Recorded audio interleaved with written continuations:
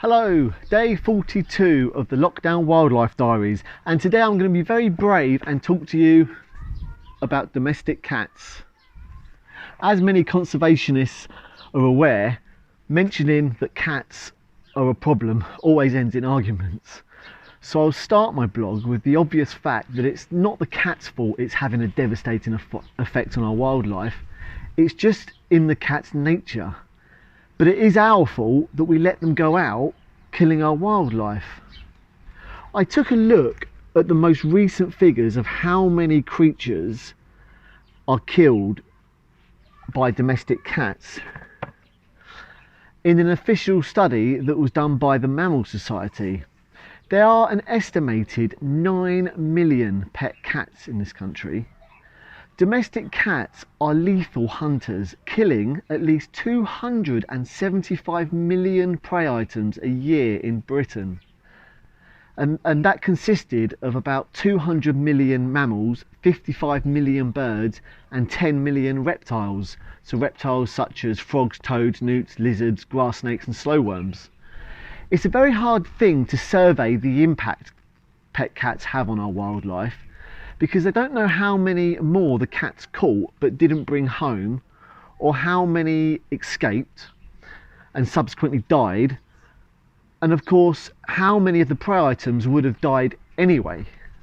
And interestingly, it was found that cats were very poor at catching rats, probably because the rats and rodents fight back viciously, much like a grey squirrel would if a cat were to go for that.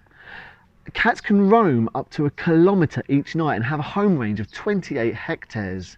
Even if a cat isn't killing often, there are so many of them that they can have a very serious impact. Owners might think their cats only catch 2 or 3 birds a year and that won't make any difference, but there are an estimated 9 million cats in the UK. When trying to stop cats hunting, keeping their cats indoors, especially during spring, and putting bells on their collars are the only few real options.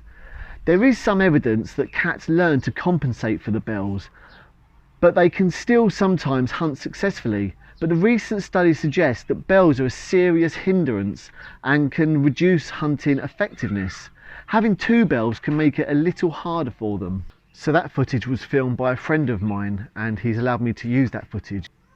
This time of year cats are a real big problem. If a fledgling leaves the nest and a cat is in the area, it's very likely to fall victim to the cat, and I've witnessed it firsthand in various wildlife rescues I've done. And also cats will find a nest and they'll stake it out and the birds don't stand a chance. Now of course birds get predated a lot by things like sparrowhawks, and that's just nature, but introducing an animal into the environment that goes around killing because it's instinct is totally unnecessary. It's likely those cats are fed at home anyway, and wildlife's got it hard enough. I tried very hard to help and attract wildlife into my garden, and I cannot stop the neighbour's cat coming in and killing it.